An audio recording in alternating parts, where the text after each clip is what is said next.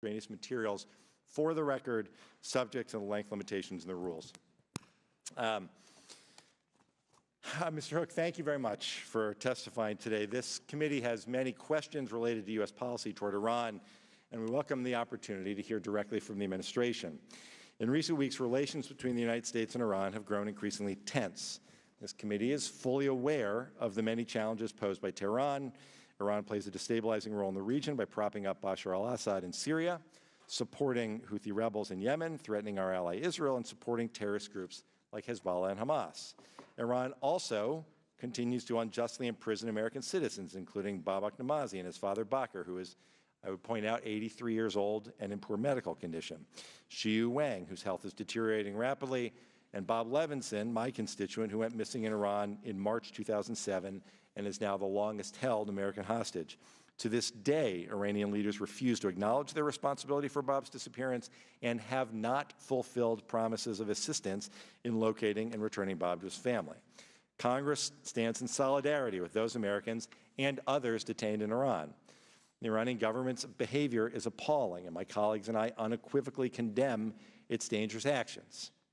This committee also has serious concerns, however, about the administration's Iran policy, its execution, and its unintended consequences.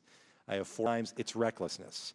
First, the objectives of the administration's policy are incoherent. Today, Mr. Hoek, I understand you will say the administration seeks new negotiations with Tehran based on 4 pillars: Iran's nuclear program, its expansive ballistic missile capabilities, its support of regional proxies, and its arbitrary detention of U.S. citizens. These objectives are laudatory and worth pursuing, but on multiple occasions, senior administration officials have expressed aims that are incompatible and sometimes work at cross purposes with these goals. National Security Advisor John Bolton is a longtime proponent of regime change in Tehran.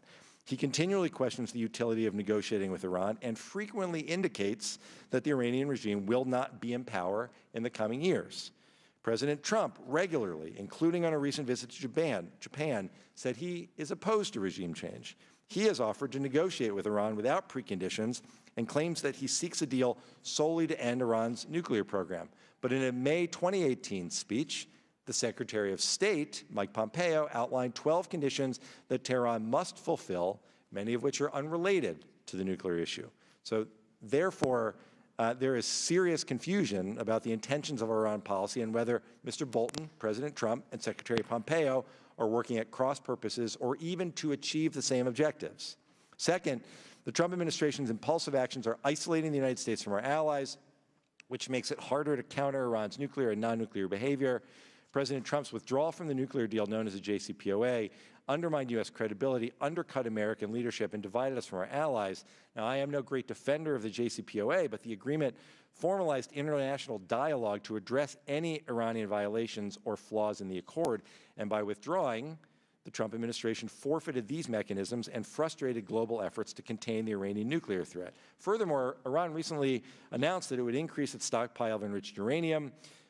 Rather than confronting Iranian violations or addressing gaps and sunset concerns in the deal in concert with our allies and partners during negotiations, we instead face the challenge now with a fractured international community. Those divisions also make it harder to rally our allies to address Iran's non-nuclear activities, like its ballistic missile program and destabilizing regional activities. The fact became apparent in recent days. It is highly likely that Iran twice attacked civilian ships in the Gulf over the last month, but Congress would like to see that evidence before stating it as a fact. But these attacks are unacceptable and should unite the international community. However, as the administration sought to build a broad coalition to respond, close allies like Germany and Japan responded with skepticism, while adversaries like Russia and China signaled their support for Iran and stated that they would continue to develop ties with the Islamic Republic. Rather than lead a unified international response to an attack on global commerce, the Trump administration is having trouble convincing even our closest allies to push back on Iran. Third, despite the administration's claims, maximum pressure policy is ineffective. By the administration's own standards, deterring Tehran and countering further Iranian nuclear development. Those are the standards. And we've not seen success. The approach appears based on this assumption, that faced with massive sanctions, Tehran would capitulate, change its policies, and accede to U.S. demands. In fact, the opposite has occurred, as Iran escalated its regional and nuclear activities and rejected new negotiations. Sanctions have not compelled Iran to change its regional policies, which is not only my opinion, but the assessment of the head of Israeli military intelligence who made that claim several weeks back. Fourth, it appears there is no process in place to reassess the assumptions underlying the administration's policy, consider alternatives, and change course. If the current trend continues, the Trump administration is likely to find a binary choice: back down in the face of Iran's aggressive behavior or engage in military action. And rather than force Iran back to the negotiating table, the administration's policy is increasing the chances of miscalculation, which then would bring the United States and Iran closer to a military conflict. And even more troubling, the administration seems to be suggesting that military action is covered by the 2001 AUMF, which I'd remind the administration there's broad bipartisan agreement that that's not the case. To reiterate, Congress has not authorized war with Iran. Mr. Hoek, I hope you will clarify the administration's view on this issue. And finally, I would just close by pointing out that the challenges posed by Iran are too grave, the risk to our international alliance is too important, and the lives of our service members too sacred for Congress to abdicate its oversight responsibility and endorse a policy that we don't understand, that confuses our allies, and most importantly, that risks U.S. national security. And with that, I will turn it over to the ranking member, Mr. Wilson. Thank you, Chairman Deutsch, for calling this timely hearing. I'm grateful that we will be joined later today by the Republican leader, Mike McCall. His presence underscores how important the hearing is today. And thank you to our distinguished witness, Mr. Brian Hoek, the U.S. Special Representative for Iran, for your testimony before the subcommittee today. Iran has been a persistent threat to the United States since the Islamic Revolution of 1979. The Iranian regime is inherently hostile to the United States, and when the mullahs in Tehran chant "Death to America, death to Israel," they mean what they say, and they publish on billboards in English across the country the same chant of "Death to America, death to Israel." The Iranian regime's hostility to the United States, our interest in allies around the world, has continued unabated since 1979. Its most recent iteration came in the form of Iran's attack on oil tankers in the Gulf of Oman this past weekend. This latest attack, like all other Iranian attacks, was not the result of any one policy or another. United States policy did not cause Iran to become the world's #1 state sponsor of terrorism. Iran has been engaged in this kind of behavior since the current regime in Tehran came to power. This kind of behavior is not an aberration or escalation. It is a hallmark of the Iranian regime statecraft. The notion that the Iranian regime somehow would moderate to a point in which it would no longer support such malign activity has proven false. When Iran finally felt the economic benefits of sanctions relief under the terms of the flawed nuclear agreement, did it cut back its support to the malign activity around the world? No. Instead, Iran doubled down on support of terrorist groups. It continued racing ahead and developing the ballistic missile program. It exploited the breathing room paid for by the international community to prop up the Assad regime in Syria and increase its influence in places like Yemen and Iraq. That's part of the reason that the Trump administration withdrew from the nuclear agreement and reimposed sanctions on the Iranian regime. Initially, the Iranians believed that they could wait out the administration's maximum pressure campaign by appealing to the Europeans to try to find a way around U.S. sanctions, but they have not succeeded. Iran's economy is spiraling, contracting at a rate of 6% so far this year after contracting nearly 4% in 2018. Feeling the squeeze, the Iranian regime has decided to revert to its tried and tested terrorist behavior with the latest attack in the Gulf and its announcement this week of its intention to breach the nuclear deal.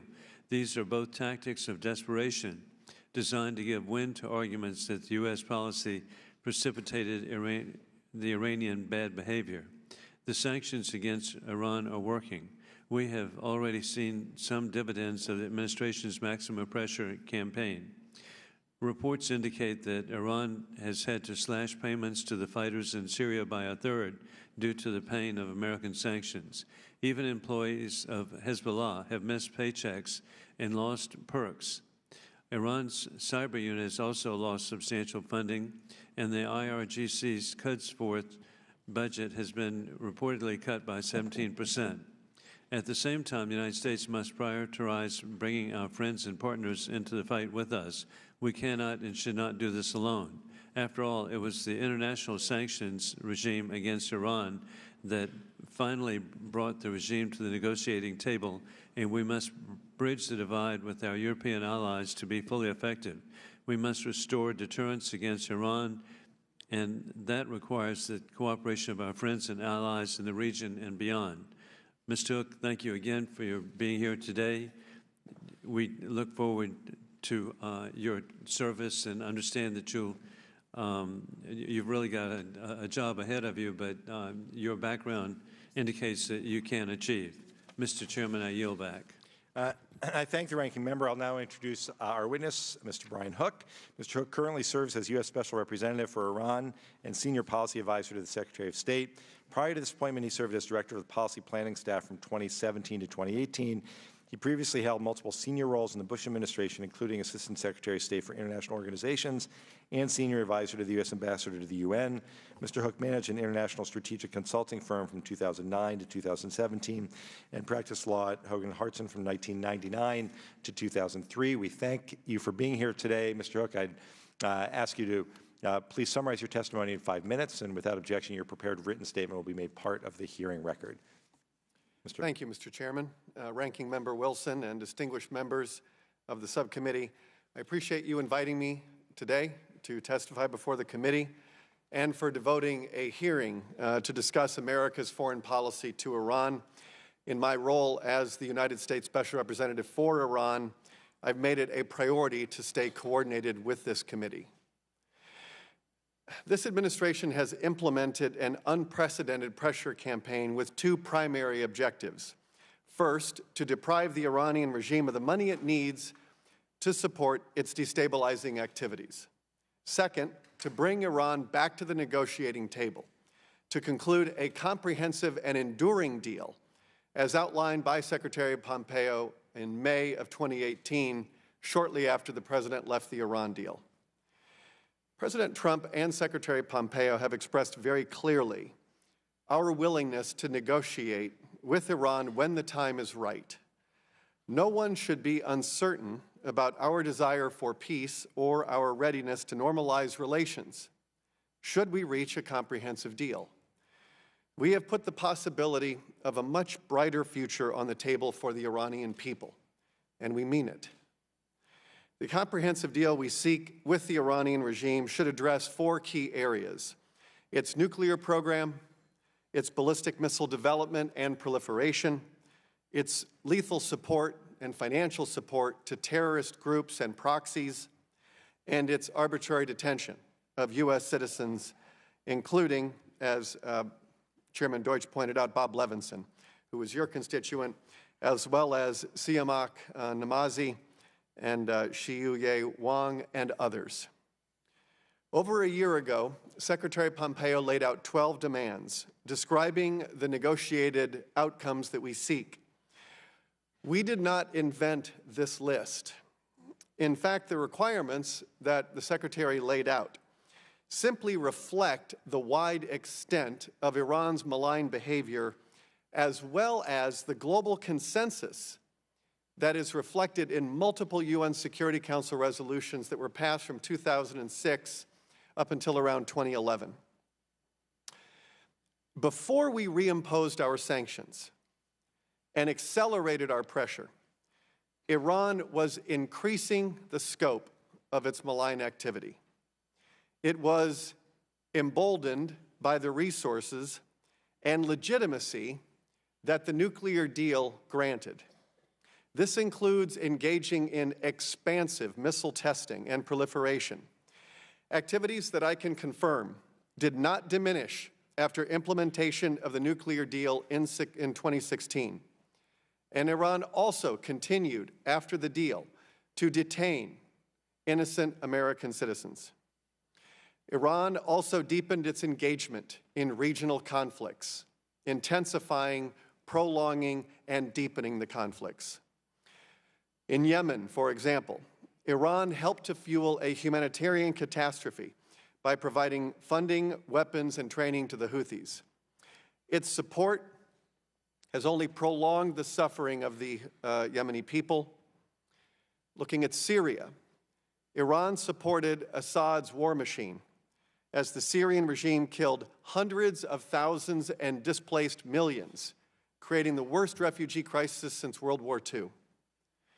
Under the cover of the Syrian civil war, Iran is now trying to plant deep military roots in Syria and to establish Syria as a forward-deployed missile base to threaten Syria's neighbors, especially Israel. In Lebanon, Iran uses Hezbollah for many decades to provoke conflict with Lebanon's neighbors, threaten the safety of the Lebanese people, and imperil prospects for stability. Our pressure is aimed at reversing these trends. Today, by nearly every metric, the regime and its proxies are weaker than when our pressure began. Shia militant groups in Syria have stated that Iran no longer has enough money to pay them, as much as they have in the past. Hezbollah and Hamas have enacted unprecedented austerity plans due to a lack of funding from Iran. In March, Hezbollah's leader Hassan Nasrallah went on TV and made a public appeal for donations. Hezbollah has placed piggy banks in grocery stores and in retail outlets seeking the spare change of people. We are also making it harder for Iran to expand its own military capabilities. Beginning in 2014, when the deal was near completion, Iran's military budget increased every year through 2017. When we put our pressure into effect starting in 2017 and 2018, in the first year we saw a reduction in Iran's military spending by 10%, and in March, their most recent budget has a 28% cut in defense spending, and that includes a 17% cut for IRGC funding. The IRGC's Cyber Command is now low on funding, and the IRGC has told Iraq's Shia militia groups that they need to start looking for new sources of revenue. Our pressure campaign is working. It is making Iran's violent and expansionist foreign policy cost prohibitive. And I would say that our policy at its core is an economic and diplomatic one. But Iran has not responded to this in a diplomatic fashion. It has responded to it with violence. And we very much believe that Iran should meet diplomacy with diplomacy, not with terror, bloodshed, and extortion. Our diplomacy, our economic pressure, and diplomatic isolation do not entitle Iran to undertake violence against any nation or to threaten maritime security. Happy to wrap it up there unless you'd like me to finish. I want to be respectful of the time limit. Thank you, Mr. Hoek. We appreciate your yielding back and appreciate your testimony. I'll start the questions. Mr. Hoek, the Iraq War was not that long ago. I wasn't in Congress when the Bush administration was making its claims about weapons of mass destruction. Many of us weren't here then, but John Bolton was. As Undersecretary of State for Arms Control, Bolton made misleading or false statements about biological weapons in Cuba, weapons in Syria, and of course, about Iraq's development and stockpile of WMDs. Before entering the White House, he advocated for preemptive strikes against North Korea and Iran. So you can understand why many of us are uneasy when we read articles that quote former U.S. intel officials about shoehorning intelligence to fit a certain policy, or former State Department officials saying the pattern that I've seen with Bolton then and subsequently is that he has established quite a track record of cherry-picking intelligence information that serves whatever case he's going to make. Mr. Hoek, I know Mr. Bolton is not the only one driving policy, but I'm trying to lay out exactly why, despite our strong desire to take the Iran threat seriously and stop Iran's dangerous activities, there are legitimate concerns about taking the administration at its word. I appreciate that in your testimony that the policy is to avoid conflict, but there are a lot of people who fear that the policy is to provoke Iran, so the U.S. has no choice but to respond. And our job here in Congress is to make sure that we do not put U.S. men and women in harm's way without a darn good national security reason. So when Secretary Pompeo lists recent attacks, quote, instigated by the Islamic Republic of Iran and its surrogates against American and allied interests, and includes a bombing in Kabul that the Taliban had already taken responsibility for. And nearly every expert is surprised by the claim. We as elected representatives of the American people deserve to know what's behind the claim. Secretary Pompeo told the Senate Foreign Relations Committee, and I quote, "There is no doubt there is a connection between the Islamic Republic of Iran and al-Qaeda, period, full stop. The factual question with respect to Iran's connections to al-Qaeda is very real. They have hosted al-Qaeda. They have permitted al-Qaeda to transit their country," close quote. I would refer you, Mr. Hoek, to the 2001 authorization for the use of military force, in which it says, "The President is authorized to use all necessary and appropriate force against those nations, organizations, or persons he determines planned, authorized, committed, or aided the terrorist attacks that occurred on September 11, 2001, or harbored such organizations or persons in order to prevent future acts of international terrorism against the United States by such nations, organizations, or persons." Mr. Hoek, is the administration preparing to tell Congress that it has the authority to launch military action against Iran because one of Osama bin Laden's sons has been living in Iran? May I first start with the intelligence that you mentioned? I think last weekend, the House Intelligence Committee chairman said that the evidence of Iran's responsibility for the attacks is, quote, very strong and compelling.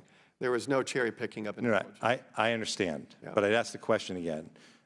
The concern, obviously, is that some of these statements that I've read suggest that the administration is prepared to say that it has the authority to launch military action against Iran because, under the 2001 AUMF, because one of Osama bin Laden's sons has been living there. How about because there are former al-Qaeda members living in or transiting through Iran? Is that enough to justify reliance on the 2001 AUMF to take military action against Iran? Well, I'm happy to answer the question. I just want to first underline, as I said in my opening statement, that we are not— I understand the policy. I appreciate No, I'm saying that. we're not seeking military action. And I'm grateful for that. I'm just talking about the concerns we have based on the statements that have been made. Is the administration preparing to tell Congress that it has the authority to launch military action against Iran because there is direct evidence of Iran having operational control over al-Qaeda?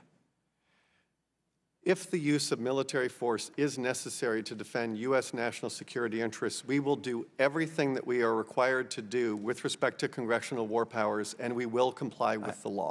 I understand, and I appreciate that. I would just ask again, is there, based on what I've laid out in the statements made by the Secretary and the National Security Advisor, do you believe that the administration could launch an attack against Iran under the 2001 AUMF? This is something which the Office of the Legal Advisor can give you an opinion on. If you'd like to submit it, that is a legal question. We will submit that. In the meantime, I would just remind you, Mr. Hoek, Article 1, Section 8 of the Constitution grants Congress the power to declare war. I'd ask that you remind the President, the National Security Advisor, and the Secretary of State of that. And finally, in my remaining seconds, I appreciate you raising Bob Levinson in your testimony. I just have one more simple question. What exactly is the administration doing to help bring Bob Levinson home? When we were in the Iran nuclear deal, the last meeting of the Joint Commission, which is the members plus the EU, I was in Vienna and I requested a meeting with Iran's Deputy Foreign Minister. And I raised the cases of all of the American citizens who are being unjustly and arbitrarily detained in Iran. I demanded their release. I asked for an update for each of them. We have our special envoy, Ambassador Robert O'Brien, who is working his entire life, his professional life is devoted to this, trying to bring Americans home. We are completely committed to this. What we have demanded is that Iran release these citizens. They are innocent, and they need to be released. They know that. Conversations with the foreign ministry, which is often in the dark on these matters, not always very fruitful, but we are pursuing every avenue possible. Thank you, Mr. Hoek. Mr. Wilson. Thank you, Mr. Chairman. And Mr. Hoek, Iran's ballistic missile program continues to advance because of the assistance of Chinese proliferators. While the State Department has taken steps to curb this proliferation, most recently sanctioning these individuals on May 22nd, they have shown adeptness at circumventing previous restrictions and continuing to support Iran's missile arsenal. Beyond the most recent sanctions, can you elaborate on the efforts undertaken by the administration to counter Chinese weapons proliferation to Iran? We have made it very clear to the Chinese, both publicly and privately, that we will sanction any sanctionable activity. And I think nations around the world know that we have undertaken this campaign of diplomatic isolation and economic pressure with great seriousness of purpose. And I think as a consequence, we are seeing historic levels of compliance with American sanctions, especially the oil sanctions. So we have now zeroed out Iran's exports of Iranian crude oil, and we are confident that nations are going to comply with that. Whether it's an arms embargo, Iran is still under an arms embargo. I will remind the committee that that embargo expires in 17 months under UN Security Council Resolution 2231, which memorialized this deal. It also lifts the travel ban on General Qasem Soleimani. And so we need to be looking ahead. I went up to the UN Security Council and briefed the entire council in early May to talk about the concerns we have about provisions that are going to start expiring. The world's leading state sponsor of terrorism should not have an arms embargo lifted, but that is the path that we are on. In October of 2020, the arms embargo expires, and so do some of the travel bans. So we think that's one of the reasons why we thought it was prudent to leave the deal. Puts us in a much better position to sanction arms embargo violations, and we are committed to doing that. In line with that, on June the 12th, Iranian-backed Houthi rebels launched a cruise missile at Aba International Airport in Saudi Arabia, wounding 26 civilians. You have previously stated that Tehran will be held accountable for the attacks of its proxies. How will the United States hold Tehran accountable for the Houthi rebels' increased aggression against civilian targets? Well, we've been certainly trying to improve the competencies and the capabilities of our partners in the region who are on the front lines of Iranian aggression, so that they are, if they are attacked, and the Saudi East-West pipeline was attacked, you had a Saudi tanker attacked, an Emirati tanker, a Norwegian tanker. That investigation for some of those countries is still ongoing. We very much support these countries and their right to defend when attacked, especially by Houthi rebels. Iran has, the Islamic Republic of Iran has spent hundreds of millions of dollars organizing, training, and equipping the Houthis to fight at a level beyond which makes any normal sense. And it has prolonged and intensified the conflict. So we certainly would like to see a political solution so that we can bring the fighting to an end and end the humanitarian catastrophe in Yemen. Iran has been a key player on this, and Iran is playing a very long game in Yemen. They would very much like to do in Yemen what they've been able to do in Lebanon, and to use the Houthis in the same model that they've used Hezbollah in Lebanon. And so we're looking very closely at that. We have now had half a dozen attacks. Mr. Ranking Member, you mentioned one of them. We've had a half a dozen attacks in roughly about the last month and a half. And this is why we decided to enhance our force posture in the region so that we can reestablish deterrence. And with the half dozen attacks, and now recently this week, the United Kingdom and Saudi Arabia have identified that the United States' assessment of Iran's responsibility is clear.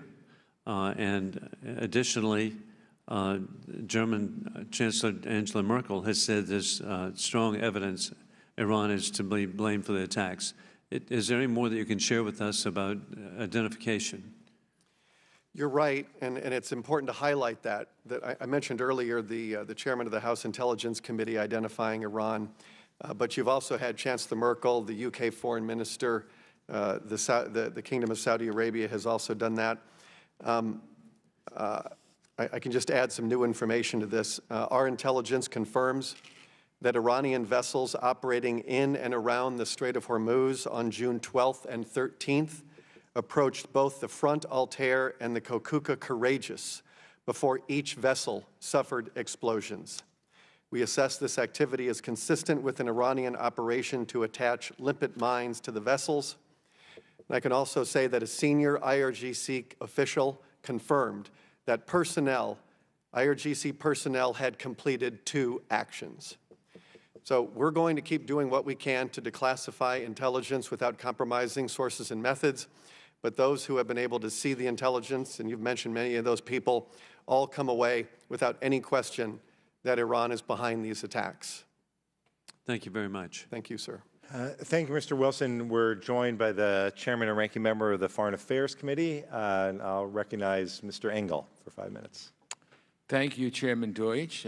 Ranking Member Wilson, thank you for calling this hearing, and Special Representative Hoek, thank you for appearing here today. I have been among the biggest critics of the Tehran regime in Congress. I didn't vote for the Jcpoa because I felt it didn't prevent Iran from having nuclear weapons. It only postponed it. I didn't like the fact that they would be awash with cash to continue their terrorist activities. Iran is the world's most prolific state sponsor of terrorism. Its support for the Assad regime, its abysmal record on human rights, its imprisonment of Americans, and all this harmful behavior has isolated Iran and made them a threat to our security and that of our allies and partners.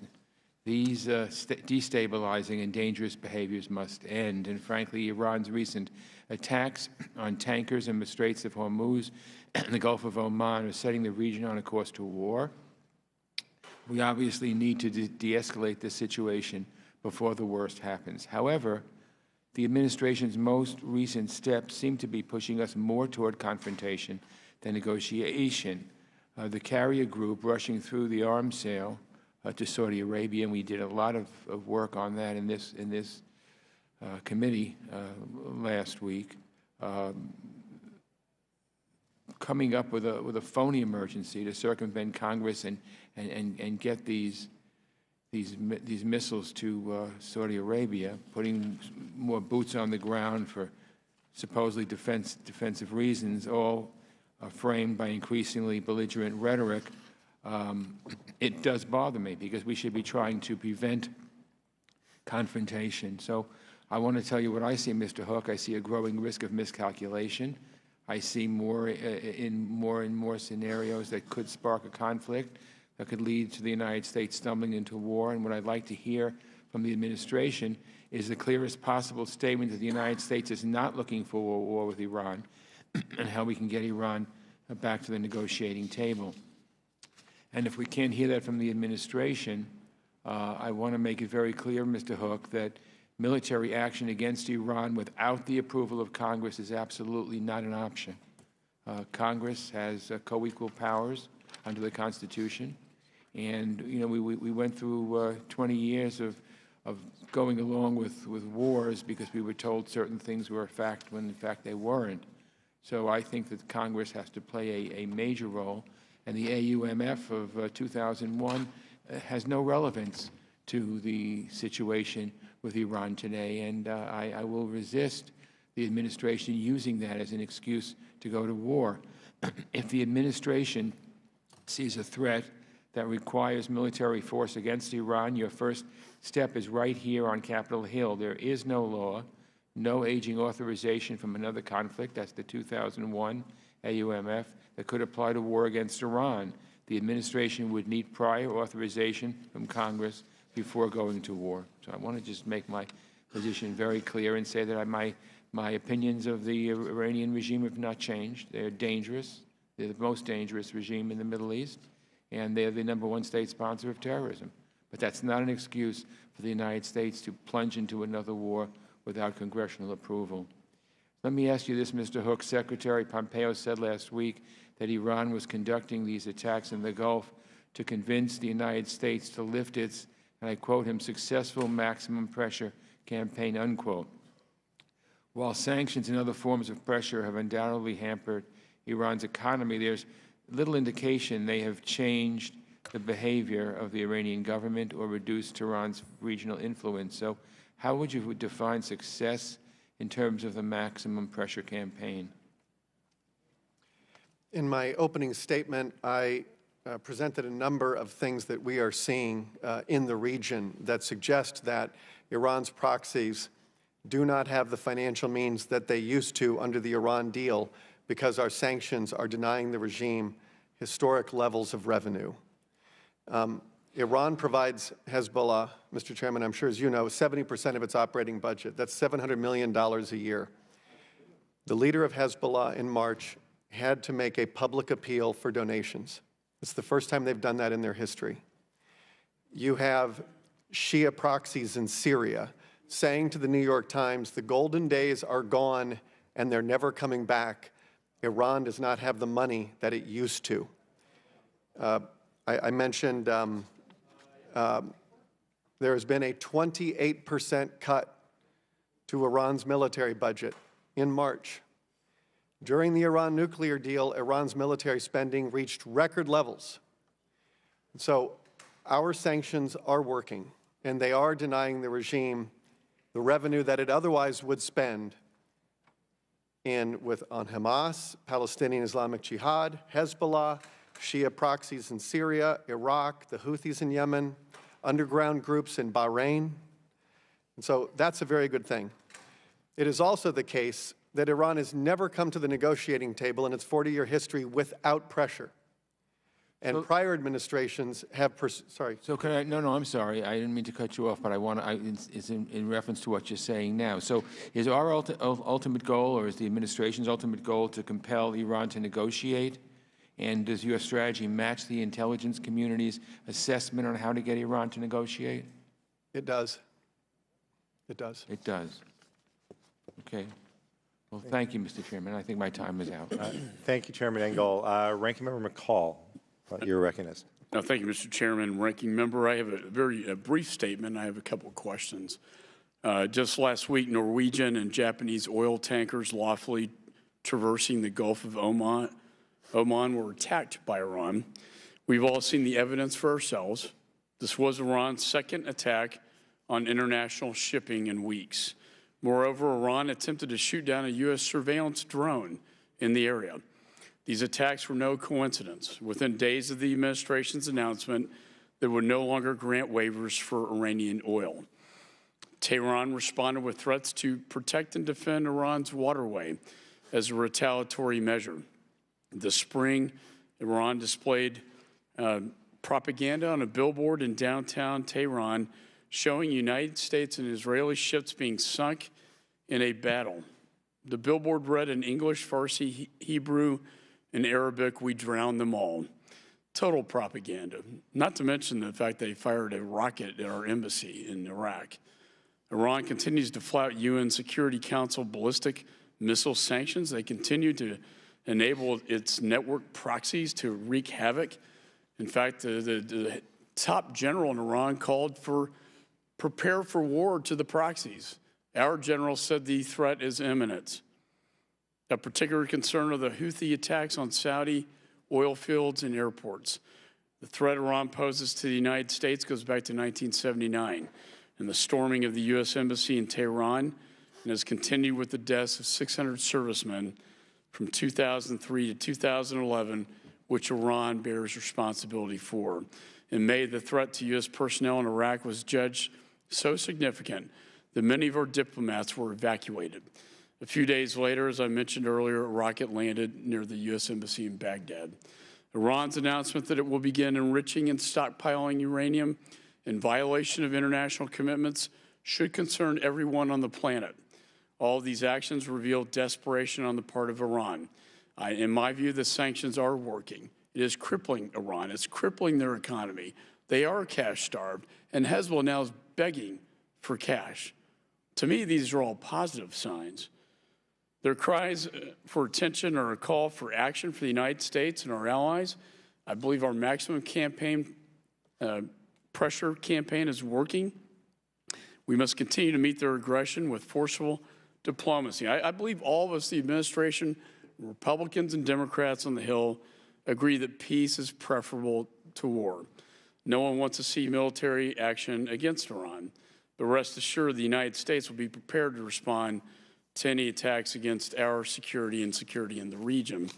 My question has to deal with the 1,000 troops that have been deployed in the region and our military assets, and what is the purpose for their presence, and do we have any contingency military plans?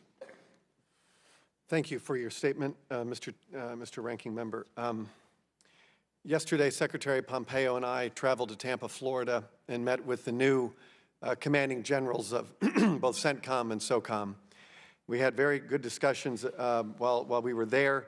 We want to make sure that we are deeply coordinated with the Defense Department across a broad range of issues. As you pointed out, we have sent about 1,000 additional troops to the region. The decision to deploy to expedite the passage of the USS Abraham Lincoln Carrier Strike Group was made on May 3rd. We started in late April and early May, started to receive very credible and very disturbing intelligence threat streams that Iran was plotting attacks against American interests in multiple theaters. And the President and his National Security Cabinet were in agreement that we needed to enhance our force posture in the region, which we've done. We think that that has helped to decrease the risk of miscalculation. And a lot of what we were concerned about at the time has not come to pass for the time being. We have not relaxed our vigilance against these threats from various vectors. And I think we have put in place the right kind of policy to restore deterrence against these attacks. What we have seen so far have not been on the scale that we have expected, but that does not mean that Iran is not capable of doing those things. But we have made it very clear that there will be severe consequences if Iran does go down that road. I appreciate your message of deterrence and defending our allies in the region and our interest and commerce in the Straits of Hormuz, which is vitally important to energy throughout the world. I just want to conclude with this, Mr. Chairman, that in our Department of Defense approach bill that we will be voting on, there is a repeal. You talked about the AUMF, and I think it is something this committee, if God forbid we do go to war with Iran, which I don't think will happen. I think I think as Churchill talked about, weakness invites aggression. Reagan talked about strength through peace, peace through strength. You're showing strength. But in this DOD approach bill, it repeals the 2001 AUMF without a replacement. That would mean, Mr. Chairman, that all global counterterrorism operations worldwide will be unauthorized by Congress. I think this is a very dangerous move. I think we should reconsider that bill that's going to be voted on this week before the Congress. And with that, I yield back. I thank Ranking Member McCall. Mr. Trone, you're recognized. Thank you, Mr. Chairman, and thank you, Secretary, for your service. Like my colleagues, I'm concerned about what looks like deliberate attempts by the U.S. To be on a war footing with Iran. I'm not convinced it's an effective way to bring Iran to the negotiating table, if that's indeed what President Trump wants. But I'm also interested in what's our end game. There's roughly 40 million of the 80 million folks in Iran that are on the young side, 25 to 54. They're going to be here a long time. And many of those folks have very pro-American attitudes. How do we seek to work with those younger folks that have a pro-American attitude for a better future for them, yet still hold a tough line with the regime while letting the others know we're open? Thinking long-term, 5, 10, 20 years down the road would be a better move than just thinking about short-term. What are your insights in this area? It's a very good question. The longest suffering victims of the Iranian regime are the young people of Iran. And whenever there have been major protests, the regime has responded with brutality. And it has been very hard for an organized opposition to emerge in Iran in the way that Solidarity emerged in Poland. So, in fact, much of the energy that you see in Iran today is through the women's movement and protesting the mandatory compulsory wearing of the hijab. As you sort of look at our new foreign policy to Iran, it certainly has a diplomatic piece.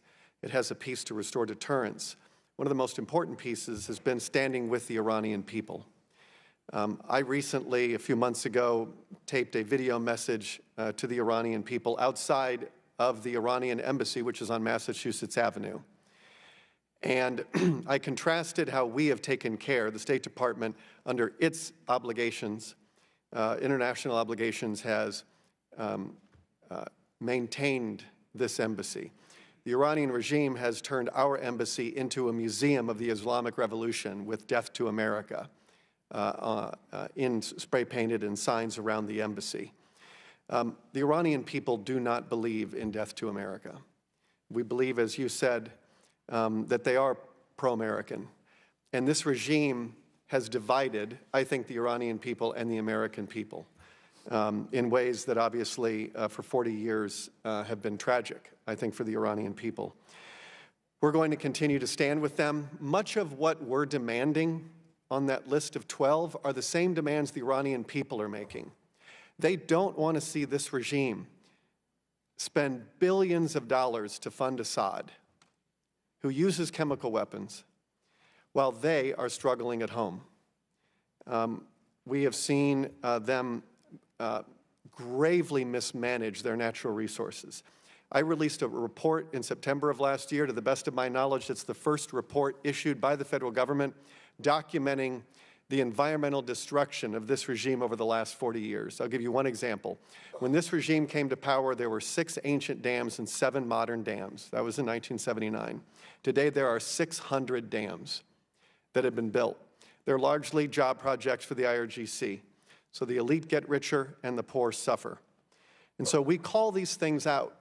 And so when you look at the drought that has plagued all of Iran, it is compounded by this regime's mismanagement. It is a kleptocracy.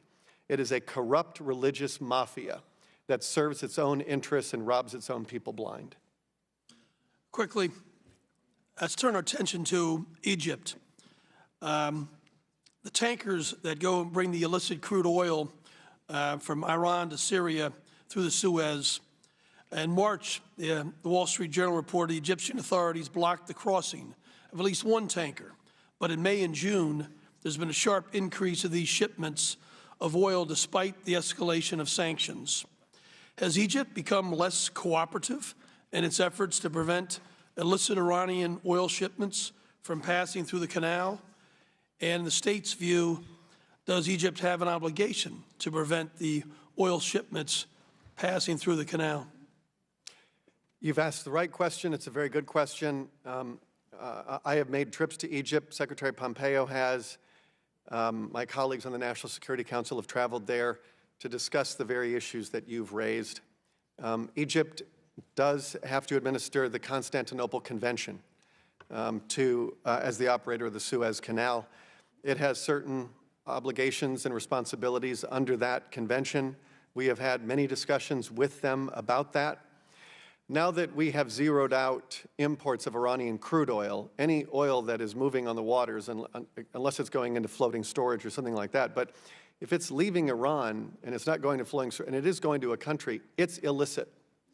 And we have sanctioned it. We have already sanctioned some illicit oil, and we will continue to do that. We have made ship operators around the world to understand that this money, this oil that finds its way into Syria or to Lebanon is IRGC oil. Now that we have used congressional authorities to designate the IRGC and the Quds Force as a foreign terrorist organization, that allows us to prosecute and to hold people criminally liable as a felony the material support to the IRGC and the Quds Force. So we plan to use that authority vigorously. We have used it vigorously in the context of Hezbollah, and we will use it in this context, and we believe there's an opportunity there. We do not believe that any port operator, any ship operator should take on the liability of working with Iranian tankers. Thank you. Mr. Kinzinger, you're recognized. Thank you, Mr. Chairman. And again, sir, thank you for being here and for your service. I think it's important at the top of this that we note that when we talk about Iran, we're talking about the government and not the people, two very different things, and I think that's important to distinguish.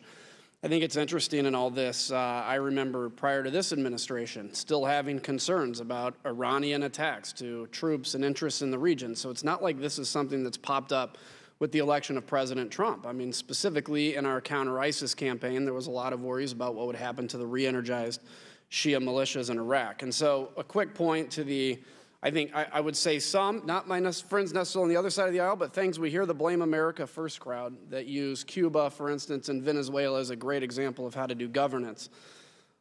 First off, 9/11 was not an inside job. The Bermuda Triangle is not aliens.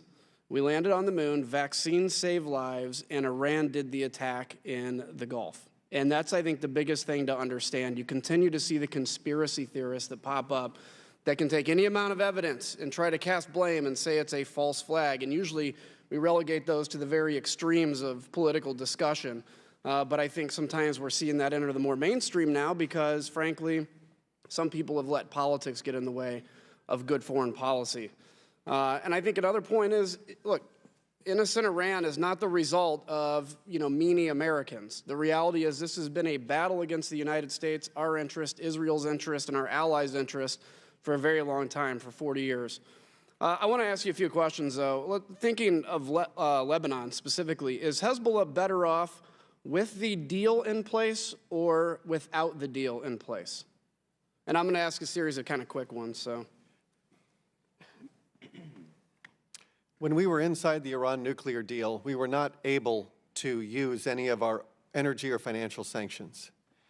The energy sanctions come to about $50 billion in revenue, and that is the amount of revenue that a policy of zero imports of Iranian crude oil can achieve. So I just was in Lebanon, and what I'm hearing is Hezbollah is not better off now. It's not. Because of... It is not. So Iran has less money to spend today on its proxies than it did when this administration took office. And how much humanitarian aid has Iran sent to the Houthi rebels in Yemen, or to the Houthi population in Yemen? I'm not aware of any aid that has gone from Iran to the Houthis. How many people do we estimate have died in the Syrian civil war? A general estimate? I believe it's around 500,000 who've died in the Syrian civil war, and hundreds of thousands have been displaced. Do you think Assad could have survived without the help of Iran? I think it's a very open question. It's certainly that Iran deployed 2,500 IRGC fighters, and they recruited 10,000 fighters from Afghanistan and Pakistan and other parts, so that together that's 12,500 troops that Iran organized. They gave Assad $4.6 billion in lines of credit and billions of dollars in revenue. It would have made a big difference had Iran not been on the field. And I'll mention that that was during the existence of the Iran nuclear deal. Approximately, I don't need the number, but generally, do you know how many Americans died in Iraq as a result of Iran? 603 Americans were killed by Iran. That is 17% of the total casualties during the Iraq War of Americans who were killed. Do you know in the last, say, 20 years, how many U.S. military open strikes have we done in Iran? 0. Do you, let me ask you another, do you see strong nations that are confident in their future sabotaging oil tankers? Is that a typical kind of thing? It is not a pattern of behavior we've detected in the region. Has the U.S. ever put limpet mines and sabotaged oil tankers? No. And I want to ask, mention a quick point about the Iran nuclear deal. So this was actually signed into law in 2015. The year obviously now is 2019. It's been 4 years, and as we all know, time flies by. And so if you think about that fact, it's pretty incredible. So I want to advance basically 4 years, so that amount of time ahead today. So in 2020, the UN ban on Iranian arms exports and imports will lift under the Iran nuclear deal. In 2023, so basically an exact amount of time from 2015 to today, again, the UN ban on assistance to Iranian ballistic missiles will end. Ban on manufacture of advanced centrifuges will begin to expire.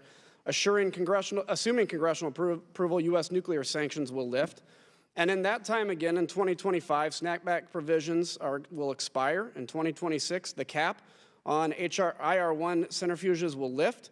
The ban on replacing those with more advanced models will expire, and restrictions on centrifuge research and development will end. And in 2031, all restrictions lift.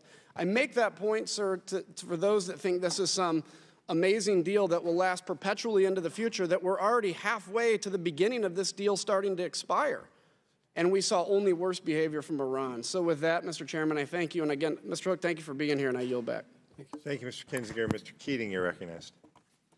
Thank you, Mr. Chairman. I'd like to initially say that, years ago when I was in Iraq, just hours later, I did see a rocket-propelled, Iranian rocket-propelled explosive device take the lives of American soldiers that I was eating with just hours before that. So this, in no question, is no way at all to excuse their hostile activities, unexcusable activities. But I want to just look at your testimony a moment and ask a couple of questions. Number one, when you're talking about the non-nuclear activities of Iran, the malign activities, the missile testing, yes or no? The U.S. still had the option for sanctions and other actions, even if we continued with the Jcpoa. So we did have options absent leaving the Jcpoa. Is that correct, yes or no? Bad options. Yes or no? Did we have options? Bad options. All right, we had options. Bad options. Later on, you're just saying that the decision to perhaps move forward with enrichment is a result of the fatal flaw of the agreement. Wasn't it true that Iran was conforming to the agreement? I've heard no country say that they weren't conforming to the nuclear agreement, abiding by it. And it was only after we tore up that agreement and moved away from a nuclear deal that provided some protection, clear protection, much greater protection from the nuclear threat of Iran, that it was the tearing up of that that was the causal effect, not a fatal flaw that was resulting in that. I think I'll leave that as a statement because you're not likely to agree with it, but I believe it is true. And in your testimony, just to get some consistency, in other hearings we've had in our subcommittee and the committee as a whole, we're looking for policies and consistencies and resolve. The conclusions, even of minority witnesses, we have no Russia policy. We have no China policy. We have no North Korea policy. We have no Syrian policy. So in your testimony, I just want to point out that you said Iran supported Assad's brutal war machine as the Syrian regime killed hundreds of thousands and displaced millions. Couldn't you say the same thing of Russia? Exactly the same thing of Russia's activities? I'm going to leave that. We have a special envoy. No, couldn't you, just as a layman, couldn't you say it? Well, I want to stay out of Jim's lane. Ambassador. Well, I don't want lanes here, because that's precisely the point. If you don't have policies, you can go into lanes that go nowhere. I'm happy to answer the question. We inherited the Russian military in Syria when we came into office. And so we had options as we were facing ISIS. The president made as his #1 priority the defeat of ISIS. He and Secretary Mattis put into effect a policy that achieved that objective. And so we are very pleased with what we've been able to do to end the territorial caliphate that existed in Iraq and Syria. But you said in your testimony, as part of the rationale with Iran, is Iran supported Assad's brutal war machine to Syria. It killed hundreds of thousands, displaced. I could make the argument that Russia was more pivotal than any country in turning the tide there, and more responsible than any country other than Assad himself. I mean, so what's the consistency with Russia? Why aren't we dealing with that issue with Russia? In my statement, I did not say that Iran had eclipsed Russia in culpability. You left it out. I'm the Iran envoy. So I cover Iran. I'm trying to make clear what Iran is doing in Syria. This is the frustration we're having with the administration. Everyone has their lanes. everyone won't speak. You can't deal with lanes when you're dealing with policy. Well- And there's no overarching policy, and it's moving closer to conflict in this instance. I mean, we're reaching a very serious stage here. Can you just explain to me, finally, in the few seconds I have left, what is that thread from the initial authorization to use military force that exists now, they've been using? Explain to me the thread of how that could be used in this Iranian situation and the current conflict we're in now. To me, the thread doesn't exist. So explain to me where that thread is. And what do you mean by the thread? Which thread? The thread that pulls together the authorization to use military force that we're using against terrorists and extremists currently. How does that apply to Iran? I don't see a connection at all. We have not used military force against Iran. We have enhanced our force posture in the region. The Secretary said just 2 months ago that that's on the table, that could be used absent action from Congress. So how you're here in your lane representing the Secretary who said that that's something they could do. So I want to explain, since you're here and not the Secretary, I want to ask you, where's the connection? I see none. I think you have to go to Congress to act in any kind of kinetic actions with Iran, absent our instant self-defense. I had answered that question earlier for the chairman. I'm happy to repeat the answer. Please. We will do everything we are required to do with respect to congressional war powers. No, I asked, that's not answering the same question. Where's the thread? Where's the connection? That's not the same question. I'm happy to explain this as best I can. We received credible threat reporting in late April and early May that Iran was plotting imminent attacks against American interests in multiple theaters. We enhanced our force posture in a defensive mode so that we could protect ourselves if attacked. That's it. That's as far as we've taken this, and no farther. So there's no threat in the future that I've heard from you. I yield back. Thank you. I would just let the members know that votes could be called as early as 1:15. The witness has to appear in the Senate at 2, so we won't be able to come back after votes. If members choose to use less than their 5 minutes, we'll be able to get everyone in. I leave that up to you. Mr. Zeldin, I recognize you, please. Thank you, Mr. Chairman, and Mr. Hoek, thank you for being here. There was strong bipartisan opposition to the Iran nuclear deal. In this room, I asked Secretary Kerry why the deal was not being submitted as a treaty. The reason was because they were not able to get it passed. That was Secretary Kerry's answer to the question here in this room. There are flaws with the Iran nuclear deal that many have acknowledged in a bipartisan fashion, as Mr. Kinzinger was just discussing with regards to the sunset clauses that are fast approaching. The verification regime. We were told by President Obama, Secretary Kerry, this deal was not built on trust, it was built on verification. They never read the verification regime. I am a member of Congress. None of us have read the verification regime that was entered into between the IAEA and Iran. There are flaws with the verification regime, but we don't even know the full extent of everything that was agreed to. And then third, all of the non-nuclear bad activities, or the malign activities, many which we've gotten into. By withdrawing from the Iran nuclear deal, much of the leverage is coming back to the table that brought the Iranians to the table in the first place.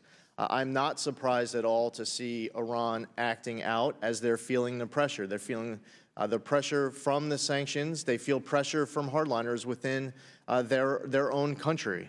Some of it is related to the domestic politics, plus they are the world's largest state sponsor of terror, and they have other ambitions. Understanding the scope of the malign activities, non-nuclear activities included test firing intercontinental ballistic missiles. The intercontinental is not for Israel. The intercontinental was meant for us. The Houthis, helping the Houthis overthrow the government in Yemen, the support for the Assad regime, support for Hezbollah, the activities that we have seen beyond just those, and of course, as Mr. Kinzinger often points out, as he should, the killing of United States service members. We had no leverage left to be able to deal with all these other activities. Some would argue we did have leverage. Well, the Iranians weren't at the table. And the conditions may not yet be set to be able to negotiate something in the middle of June of 2019, but we're getting there, and the strategy is working. Now, I think it's important that you are here to clarify what the Trump administration's policy is with regards to Iran, and I think it's our responsibility as members of Congress to give you that opportunity to clarify it and certainly not to muddy the waters. I believe that President Trump believes that Iran is an adversary that does not respect weakness, they only respect strength. We can't be silent not because we want war, but because we want to prevent it. We have many people in our federal government, some might be political appointees, some might be career, who believe in the four instruments of national power, and the diplomacy, information, military, economics. There's a belief that by having the military option on the table, that diplomacy, multilateral, bilateral, the information campaign, the economic pressure are all more effective. The military option is the last possible option. I've spent a lot of time with the President of the United States, and we've discussed this topic.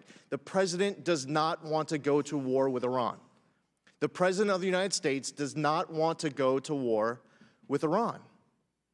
But there's a belief in the four instruments of national power that by having the option on the table, it's the last possible option, that it helps make the other aspects of our instruments of national power more effective. I also wanted to point out something with regards to the Iranian people.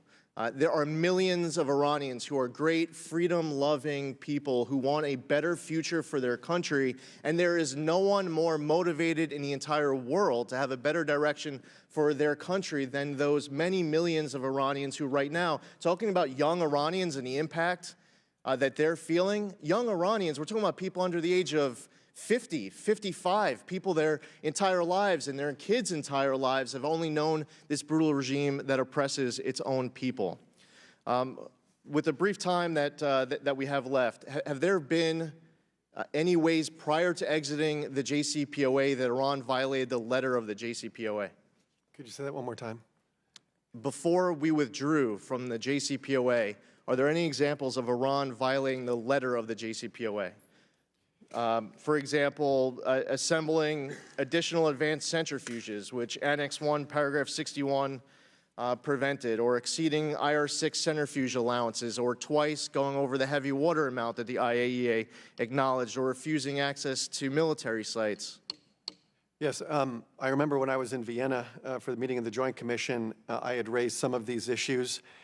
There have been what I have called tactical violations of the Iran nuclear deal. We have not seen a material breach. The regime has recently threatened material breach of the Iran nuclear deal. Best I can do to answer that question. Yeah, I think it's just important to note, and my time is up, that there have been violations of the Jcpoa that a lot of people may not be aware of. Yield back. Thank you, Mr. Zeldin. Mr. Sherman, you're recognized. Thank you, Mr. Chairman.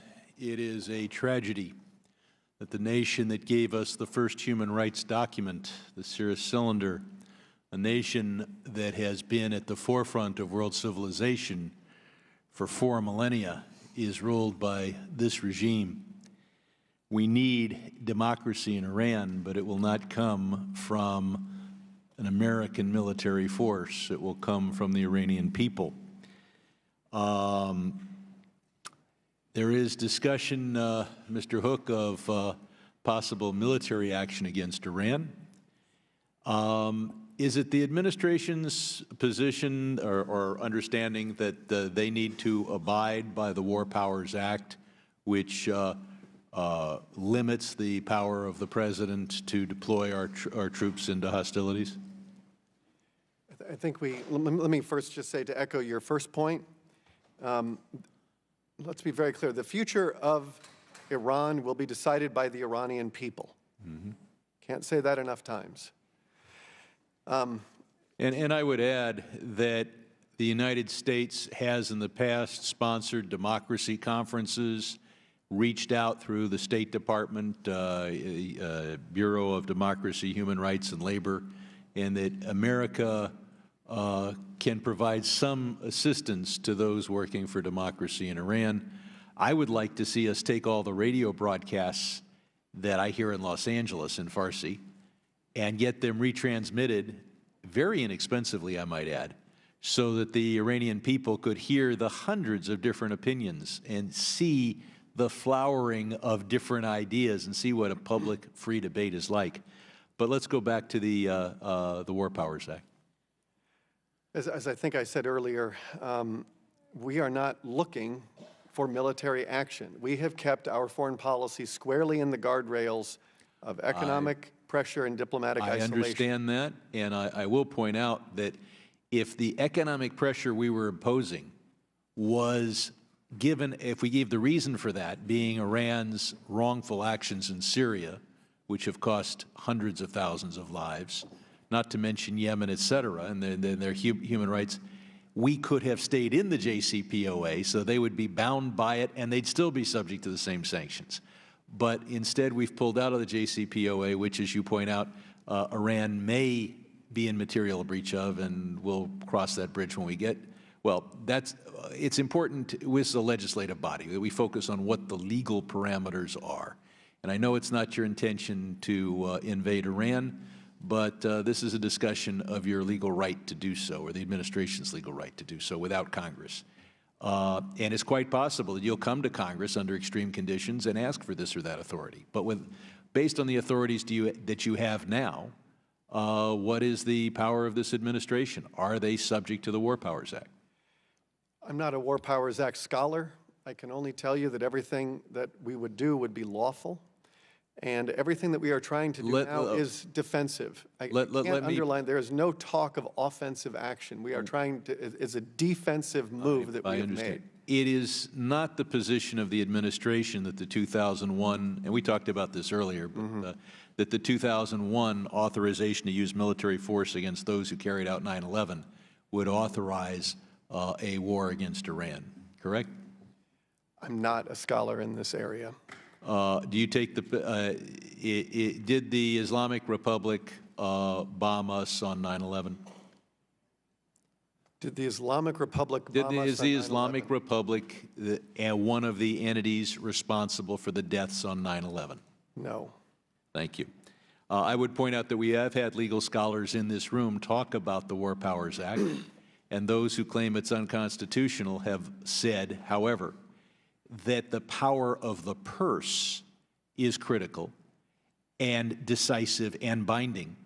And I would point out that we will this week pass a defense appropriations bill that contains a provision that we first put in there in 2011 when I offered it as an amendment. We've been able to get into the base text, so nobody's talking about it because we don't have to vote on it, that says that no monies can be spent in contravention of the War Powers Act. So if we were to deploy military forces in contravention of that act, we would not only be in violation of that law, we'd be in violation of the appropriations bill. So I hope very much that we work together to change the policy of this regime short term, particularly with regard to Syria and the Strait of Hormuz, and longer term that we bring democracy to Iran. I yield back. Thank you, Mr. Reschenthal. You're recognized. Thank you, Mr. Chairman, and thank you, Mr. Hoek, for being here today. As a veteran of the Iraq War, I sat face-to-face in the courtroom with members of al-Qaeda, terrorists who had made and planted IEDs, and murderers. I saw firsthand the successes and the failures of U.S. foreign policy in the Middle East. While our political, military, economic, and technological advantages are unmatched, Iran remains one of the greatest threats destabilizing the globe. As the world's largest state sponsor of terror, Iran continues to sow chaos in Yemen through the Houthi proxies, continues to fund Hezbollah in Lebanon and across the world, continues to prop up the Assad regime in Syria, and chants death to America in its capital of Tehran. Mr. Hoek, can you explain the larger strategic benefits and goals of the U.S.-Saudi relationship and the negative impacts of abandoning that relationship as it pertains to U.S. national security interests in Iran? I think you see our foreign policy emerging quite clearly in Riyadh. The president's first trip overseas was to Saudi Arabia. They had brought together, I want to say, 55 Arab Muslim nations. It's one of the largest gatherings that anyone can recall. The president spoke, King Salman spoke, And we talked very much about the need to confront extremism and to counter extremism. And we also want to, as part of burden sharing, America, the experiences that you described, there are so many people who can talk about that in our military. And we are doing everything we can to expand burden sharing. And that requires improving the capabilities of our regional partners so that they can be a counterweight to Iran. And that reduces the burden on us to provide the levels that we've done historically. And so whether it's Saudi Arabia or UAE or Jordan, Israel, a number of countries in the region, we very much want to see them in a position of strength and in sovereignty. Iraq, we very much want to see Iraq strong, stable, and sovereign. We want the Iraqi military to have a monopoly on military force. We do not want to see the PMF, especially those that Qasem Soleimani organizes, trains, and equips, to be stronger. We don't need two states within a state. We don't need two militaries within a state. That is what we have in Lebanon. This is the foreign policy agenda of Iran. It is to try to create two militaries and two states within a state, and to stoke sectarian identities, catalyze sectarian identities, and dissolve national identities. When we talk about like how Iran destabilizes the Middle East, this is what we're talking about. Iran pours sort of this, it adds this religious dimension to political conflicts, which has increased bloodshed and suffering. And so, to the extent that our policy is denying Iran the revenue and a lot of the capabilities it has to support these proxies, that improves the situation in the Middle East. Thank you, Mr. Hoek. I yield to my colleague from New York. Thank you. Mr. Hoek, so is it true that in February 2016 and November 2016 that Iran had acquired more heavy water than they were allowed to under the Jcpoa, according to the IAEA? I can give you the specific answer to that, but we had registered concerns that, and I believe that could be a yes or a no. I believe the answer is yes, that they had increased the stockpiling of heavy water. That's correct. And that, okay. and I had raised that when we were in Vienna. It's a while ago now. Isn't it true that Iran had acquired more than the necessary amount of IR-8 centrifuge rotor assemblies for R&D purposes, with 16 times more capacity than the IR-1 to enrich uranium? Our Assistant Secretary, Chris Ford, will be able to answer that specifically. I don't have that answer in front of me. We're happy to give you the answer. I would like you to know that, so please, if you can also speak to Mr. Ford as well, because you should be able to answer in the affirmative. Also, Iran, isn't it true that they assembled more IR-6 centrifuges than they were allowed to under the Jcpoa? I believe that is the case. We have a bureau that does only this. I understand the point, and we had the back and forth earlier, but I think it's important for you to have these answers with regards to their violations while we were in the plan. Thanks. Votes have been called. We're going to keep going as long as we can. Mr. Liu, you're recognized. Thank you, Mr. Chair. Thank you, Mr. Hoek, for being here. I agree with you that Iran is a malignant state actor. That is a totally different issue as to who is authorized to allow force to be used against another country. So under our Constitution, does the President have the power to declare war? I think this is a discussion It's not a trick question. Again. Under our Constitution, does the President have the power to declare war? It's just a yes or no. Okay, all right. Let me make it really easy for you. Under the Constitution, Congress has the power to declare war, correct? It's not a trick question, sir. Have you read the Constitution? We will do everything we are required to do. Mr. Hoek, have you read the Constitution? I have read the Constitution. Okay, under the Constitution, the framers gave Congress the power to declare war, correct? Just a yes or no. This is, my understanding is that we're here to talk about Iran foreign policy, which I can do. Under the Constitution, the framers gave Congress... On war powers, I believe we should have... Mr. Chair, I'm going to stop this line of questioning. I'm going to submit the U.S. Constitution for the record. Without objection, okay. Article 1. Now, let's ask about crafting Iran policy. You would agree, wouldn't you, that in crafting Iran policy, or actually any policy in the State Department, you want employees who have expertise in that subject area. Isn't that right? We have many experts on Iran in the State Department. Okay. And you have career employees that have worked in prior administrations, both Democratic and Republican, and they go through different administrations. It would not be appropriate to remove a career employee simply because they worked in a administration of a different party, correct? That is a personnel question that I would refer you to the personnel Not a trick department question. on. We don't remove career employees because they happen to be working in a prior administration. Isn't that right?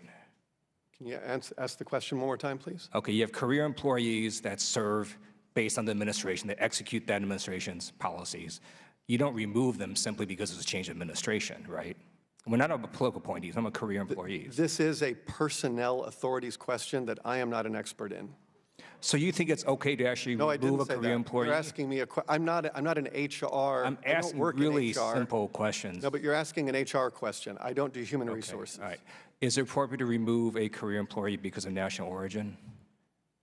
I have to assume that that would be inappropriate, but I'm All right, very good. We got you to answer one question. I'm going to have this committee give you an email. And it's an email that was sent to you on Tuesday, March 14, 2017, from Julia Haller, describing a career employee named Sahar Narazadeh. And in the email, she says, Sahar Narazadeh is on detail to your office, basically SP, and that she's trying to get her suspended. And she notes, as background, she worked on the Iran deal, specifically works on Iran within SP, which is your office, was born in Iran. Are any of those factors relevant in removing a career employee from detail, sir? This is an email from Julia Haller. I didn't write this email, so I'm just not sure what your question. But you did respond saying this initial info is helpful. Is it helpful to know that a career employee worked on the Iran deal, works in your office, and was born in Iran? No, because if you look at I'm looking at this in real time now. It says this official permanently belongs to NEA as a career conditional employee. I asked, what does career conditional mean? Look, you said this initial info is helpful. Is it helpful to know her national origin? Congressman, as you know, there is an Inspector General report on this very subject that you're asking about. I am looking forward to the release of that report, and it would be improper for me to comment on this matter until that review has concluded. Okay, thank you. So Saudi Arabia is viewed by this administration not only as a U.S. ally, but also as a counterweight to Iran in the region. Is that correct? Saudi Arabia as a counterweight? Yes. They oppose Iran. Saudi Arabia is regularly attacked by an Iranian surrogate. Right. Okay. The UN today reported that the Crown Prince of Saudi Arabia should be investigated for murdering Jamal Khashoggi. Do you agree with our own CIA's assessment that the Crown Prince ordered the murder of U.S. resident Jamal Khashoggi? On the subject of that, Secretary Pompeo has made it very clear that we are determined to hold every single person who materially responsible accountable. The Saudi prosecutor has taken important steps toward accountability for the tragic killing of Jamal Khashoggi, but more needs to be done. Thank you. I look forward to you holding the Crown Prince accountable. I yield back. Thank you, Mr. Liu. Mr. Watkins, you're recognized. Thanks, sir. Thanks for being here, Mr. Hoek. Does the administration hold the long-held belief to assure freedom of navigation throughout the Persian Gulf, Strait of Hormuz, and other waterways? Yes, it's an important national security and economic priority. Last week, the president tweeted, it is too soon to even think about making a deal. They're not ready, neither are we. What do you believe it'll take in order for Iran to begin negotiations, sir? From the time we left the deal, we made it very clear that we want a diplomatic solution to the broad range of threats that Iran presents to international peace and security. We have made that repeatedly. The president has done it repeatedly, that he is ready to sit down. Secretary Pompeo said he will sit down without preconditions. President Trump endorsed Prime Minister Abe making an historic visit to Iran. to pursue a diplomatic outcome and to lead to talks. The supreme leader of Iran put out a few tweets that made it very clear that he will not even listen to the president. And then for good measure, he attacked a Japanese-owned tanker. Iran continues to reject American overtures for a diplomatic solution. And we have seen no relaxing of that. And we have made it also very clear that Iran can either start behaving like a normal country or it can watch its economy crumble. And we are committed to driving up the costs of Iran's violent foreign policy. Final question, Mr. Hoek. The regime in Tehran is one of the world's worst human rights abusers. How does that, or does that, and how does that weigh into the calculus of our dealings with Tehran? In September, I put out a report that was released during the UN General Assembly, and I devoted an entire chapter to Iran's human rights violations. I'll give you one example. There was one Canadian Iranian who founded I think it was the Persian Wildlife Foundation. He was arrested and then died in prison. You have Iranians who protest because they want clean air and they want clean water and they want to protect wildlife, and the regime responds by killing them. You have women around Iran who are denied their basic dignity. And so we stand very strongly with the Iranian people, especially Iranian women. Yes, we do. Thank you, Mr. Hoek. Mr. Chamberlain, you're back. Thank you, Mr. Watkins. I now recognize Mr. Malinowski. Thank you. Let me start by echoing the chairman's comments about our hostages, including Bob Levinson, whose family are constituents of mine. And I just really hope that we prioritize this diplomatically and not subsume it in a sea of demands that are much less likely to be met in the near term. And now I have a few questions. Sir, the president in recent days has said that the Iranian attacks on the tankers in the Gulf were very minor. What did he mean by that?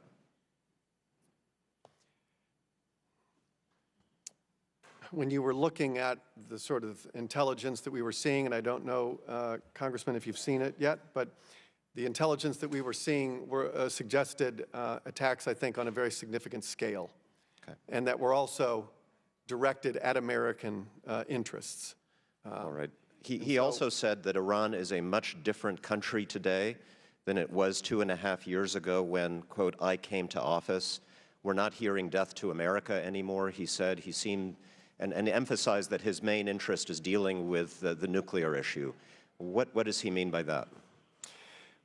Iran is, by almost every metric, weaker today than when it was over 2 years ago when we came into office. We think that that's just simply raw numbers. And I discussed some of those in my opening statement. And so it is weaker. Okay.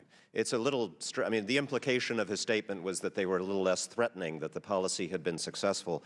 And I'm asking because I think there's a disconnect, if I may, between what we hear from different parts of the administration. When I listen to the president, it seems on most days that what he is primarily interested in is improving on the nuclear deal, which was obviously flawed, perhaps extending or eliminating the sunset clause, et cetera. What I hear from you is very different. What I hear from you is that our policy is to bankrupt Iran until they meet this maximalist set of 12 demands, until they become a normal country, as the Secretary Pompeo and you just said, demands that include basically cutting off ties with all of their proxy forces in the region, the nuclear issue just one small part of it. So which is it? Are we using these sanctions to improve the nuclear deal, or are we using the sanctions to fundamentally change the nature of the Iranian regime? You've mentioned one quote. I think you have to look at the quotes in their totality. We have quotes, but we also have speeches. And the president has also made a couple of addresses to the UN General Assembly laying out in more detail some of these concerns that you talked about. Money is the sinews of war. And if we don't go after the money, Iran is able to fund its proxies, which then have direct consequences for American interests in the Middle East.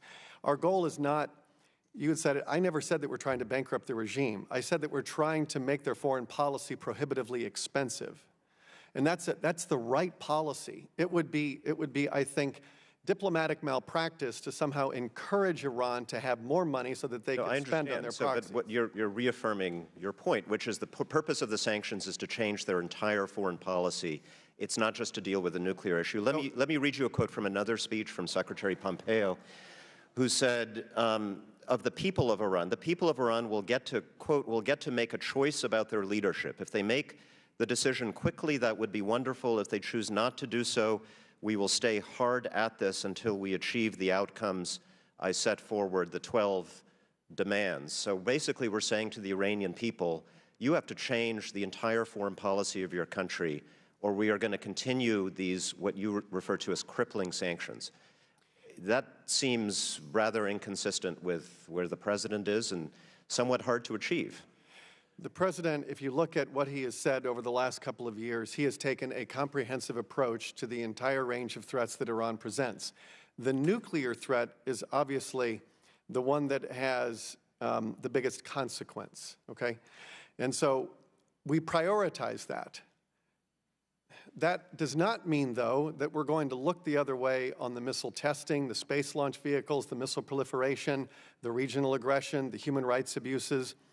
And I think one of the traps that the international community fell into was that as soon as you said Iran is in compliance with the deal, it ended the conversation. And it obscured all of the ways that Iran has used the Iran nuclear deal to destabilize the Middle East. It made them stronger. It gave them more money. It has a weak inspections regime. It is silent on ICBMs. And it expires. And so rather than wait for all of these things to come to pass in 10 years when Iran is stronger, we have pulled that forward. But I truly believe that everything we are seeing today is inevitable. So if we fix the deal, the sanctions remain in place, is what you're saying, until everything else is fixed? No. What I've said is that our sanctions have two purposes, and I said this in my opening statement: to deny the regime the revenue it needs to run an expansionist foreign policy and to bring them back to the negotiating table. Thank you, Mr. Hoek. The votes have been called. Mr. Hoek needs to get to the Senate, which leaves just enough time for Mr. Cicilline to recognize. Thank you, Mr. Chairman. Mr. Hoek, I'm very concerned that the actions taken by this administration over the past 18 months have isolated the United States and brought us closer to war. Since we abandoned the Jcpoa, there hasn't been any perceivable improvements in our position vis-a-vis Iran. In fact, the situation seems to have escalated considerably, and we're now isolated from our allies on this point. And I fear that there are people within the administration who see war with Iran as not only inevitable but desirable, a position I cannot fathom due to the destruction it would cause. I want to associate myself with my colleagues' remarks, particularly the chairman's, about the absence of an authorization to strike Iran under any existing AUMF or constitutional authorities. I'm not asking you to posit an opinion. I think the text of the Constitution is quite clear. And with respect to the notion that al-Qaeda is the basis, in the testimony that the Secretary Pompeo made, and where he tried to make that argument, it should be noted that, in fact, al-Qaeda and its affiliates are Sunni extremists who consider Shia, like Iran's government, to be heretics. And a 2018 analysis of declassified documents obtained during the 2001 raid on Osama bin Laden's compound found that al-Qaeda views Iran as a hostile entity. So this notion of that being authorization is clearly non-existent. But you said in your testimony that we have made, our strategy is working. Based on what? I'm happy to go over it again with you. I'll give you one example.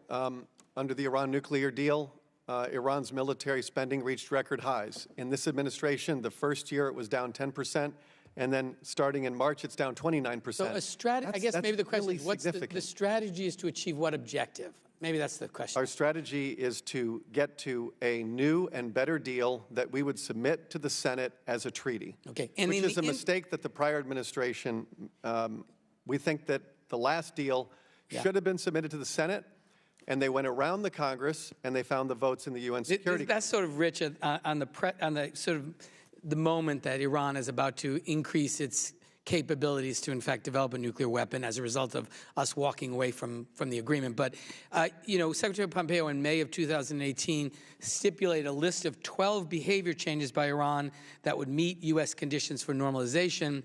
And he said at that time, and when I said at that time, it looked like more of a wish list than any actual set of policy proposals or a strategy to achieve them. But as of today, which of the 12 demands that were articulated by the Secretary have been successfully met in the intervening time period? I don't have the 12 in front of me. Well, have any of them been met? Let me make it easy for you.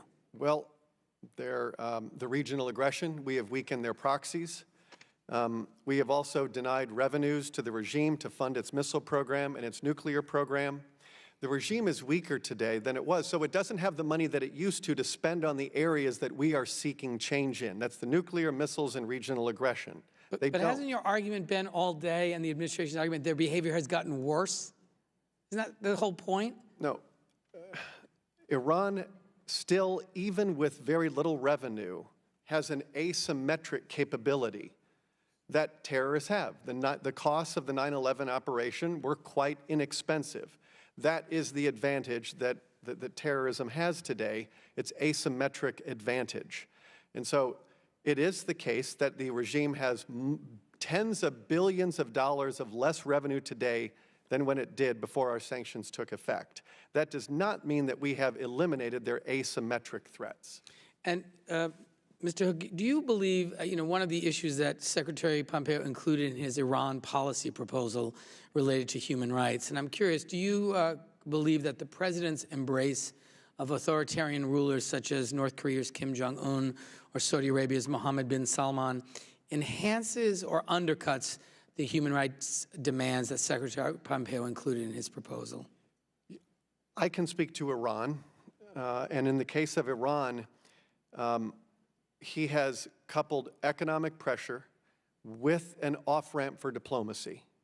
The Iranians have rejected that off-ramp. That's not my question. My question is the administration and the president's in particular, his embrace of authoritarian rulers with a gross disregard for human rights, does that make our demand for human rights concessions from the Iranians more likely, less likely, or no impact? It seems hard to reconcile the two. I'm just wondering, as the person in charge of this effort, does that have some impact? I don't share the premise of your question when I look at the sort of pressure that we have put in place on authoritarian regimes. And the president, I think, and I can only speak to Iran, has made very clear that while we do have very strong economic measures in place, he has encouraged Iran to call so that we can begin talks. And our Secretary of State has said without preconditions. And we're also doing this while we're highlighting the human rights abuses of this regime. Thank you. My time has expired. Thank you, Mr. Chairman. Thank you, Mr. Cicilline. Mr. Hoek, thank you so much for appearing before our committee today. We appreciate it. Thanks to the members who have come. Members will have 5 legislative days to submit questions or materials, additional materials for the record. And without objection, the subcommittee is adjourned. Thank you, Mr. Chairman.